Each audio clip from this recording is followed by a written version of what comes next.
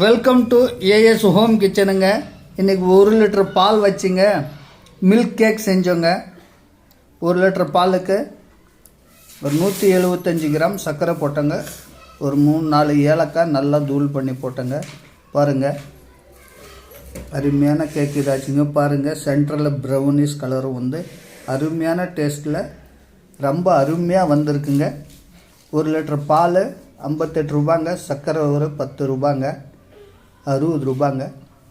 இது வந்திருக்குங்க, ஒரு 350 கிராம் வந்திருக்குங்க.